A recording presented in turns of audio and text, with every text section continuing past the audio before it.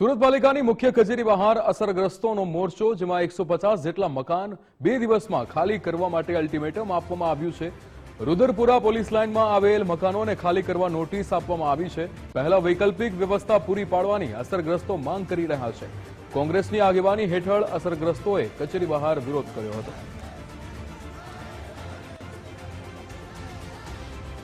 સુરતના રુદરપુરા વિસ્તારમાં આવેલી સરકારી જમીન ઉપર પોલીસ સ્ટેશનના માટેની જગ્યાની ફાળવણી કરવામાં આવી છે અને જે હાલ ત્યાં હયાત મકાનો છે તે મકાનો ખાલી કરાવવા માટે આવી રહ્યા છે અને તેનો વિરોધ છે તે લોકો દ્વારા કરવામાં આવી રહ્યો છે, જેને લઈને સુરત મહાનગરપાલિકાની મુખ્ય કચેરી ખાતે હાલ જે અસરગ્રસ્તો છે તે મોટી સંખ્યામાં અહીં વિરોધ પ્રદર્શન માટે આવ્યા છે। કારણ કે સૌની એક જ માંગ છે કે સૌપ્રથમ જે વૈકલ્પિક જે વ્યવસ્થા છે તે કરવામાં આવે અને ત્યારબાદ જ જે લોકો મકાન ખાલી કરવા માટે તૈયાર છે, પરંતુ સરકારી જમીન છે અને જમીન પર વર્ષોથી અહીં લોકો પોતાના બાળકોને સહપરિવાર જોડે વસવાટ કરતા આવ્યા છે। ત્યારે આવા સંજોગોની અંદર જ્યારે તેઓને મકાન ખાલી કરાવવામાં આવી રહ્યા છે તેનો આ વિરોધ અહીં લોકો નોંધાવી રહ્યા છે। ત્યારે સુરત શહેર કોંગ્રેસની આગેવાની હેઠળ હાલ પાલિકાની મુખ્ય કચેરી ખાતે વિરોધ પ્રદર્શન છે તે કરવામાં આવી રહ્યો છે। વિપુલ ઉડનાવાળા છે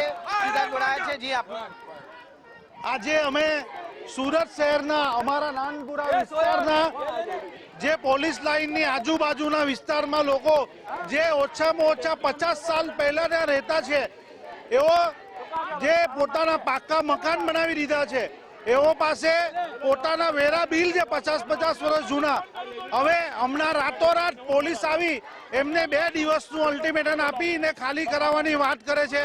તેઓ કહે છે કે રાતોરાત ખાલી કરો, નહીં તો અમે બુલડોઝર ફેરાવી દેશું। આવું ગરીબોને આજે 150 થી વધારે મકાન પરિવાર જે એકદમ ગરીબ અને મધ્યમ વર્ગ છે તેઓનો વસવાટ અહીંયા છે, કામ ધંધો અહીંયા છે, તેઓના બાળકો આ શાળાઓમાં ભણે છે। આ બધી જરા પણ માનવતાની શરમ રાખ્યા વગર તાનાશાહીથી જોર જુલમથી ઘર ખાલી કરાવવાની વાત કરે છે। જ્યારે વર્ષોથી સુરત મહાનગરપાલિકા કોઈ પણ સરકારી જમીન ખાલી કરાવવા માટે વૈકલ્પિક વ્યવસ્થા આપે છે। તેઓને પ્રધાનમંત્રી આવાસ, મુખ્યમંત્રી આવાસ, EWS કોઈ પણ વ્યવસ્થા આપીને પછી ખાલી કરાવે। જ્યારે અત્યારે અમારા ગરીબ અને દલિત અને મુસ્લિમ વિસ્તારના એકદમ અત્યંત ગરીબ અને મધ્યમ વર્ગના લોકોને ઘર બાર વગરના કરવા માટેનું મોટું ષડયંત્ર કરી રહ્યા છે। જમીનો બચાવવા માટેનું ષડયંત્ર, તેની સામે અમે ગરીબોને લઈને આવ્યા છે। એમનો હક અને ન્યાય અધિકાર ન્યાય માટે આવ્યા છે। આજે અમને એ લોકો અંદર જવાની પરવાનગી નથી આપતા। असलमભાઈ, જો માંગણી નહીં સ્વીકારવામાં આવશે, જો વૈકલ્પિક વ્યવસ્થા નહીં કરવામાં આવશે તો પ્રજાહિત માટે કઈ રીતની રણનીતિ? તો પહેલી વાત કે સુરત મહાનગરપાલિકા વર્ષ 2006 અને 2007 માં 2 ઠરાવ કરેલા, જેમાં સુરત શહેરના વિકાસ અર્થે જે ઝૂંપડપટ્ટીઓનું ડિમોલિશન કરવામાં આવે, ચાહે કોર્પોરેશનની જગ્યા હોય કે સરકારી જગ્યા હોય, એને વૈકલ્પિક આવાસની ફાળવણી થઈ છે। અમારી પહેલી માંગણી તો આ છે કે એ ઠરાવ મુજબ આ કાદાસાણીના રુદરપુરાના વસાહતીઓને વૈકલ્પિક આવાસની વ્યવસ્થા કરવામાં આવે।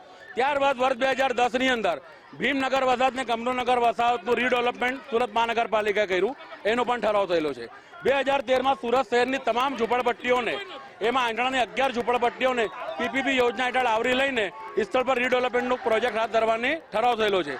અમારી માંગણી આ છે કે આ ઝૂંપડપટ્ટીના જે સ્લમ વસાહતના રહેવાસીઓ છે તે કંઈ આકાશથી ઉતરેલા એલિયન નથી, અહીંના લોકલ લોકો છે। છેલ્લા 60 વર્ષથી વેરો ભરપાઈ કરી રહ્યા છે, 60-65 વર્ષથી રહીએ છે, તો એમને પણ આ 4 ઠરાવ મુજબ જેમ તમે લાખો લોકોને વૈકલ્પિક આવાસ આપ્યા છે, એ નીતિ રીતિ મુજબ આમને પાસ આવાસની ફાળવણી કરવા, ન્યાયની હકની લડાઈ લડવા માટે અને માંગણી કરવા માટે સુરત મહાનગરપાલિકા આજે આવ્યા છે।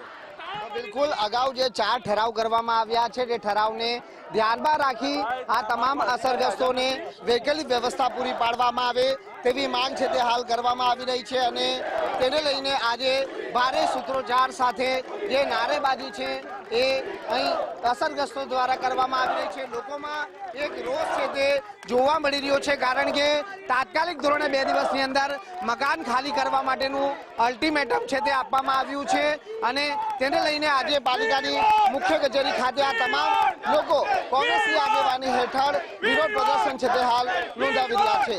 કેમેરામેન વિરલ વ્યાસ સાથે રાકેશ બ્રહ્મભટ્ટ, ગુજરાત ફર્સ્ટ, સુરત।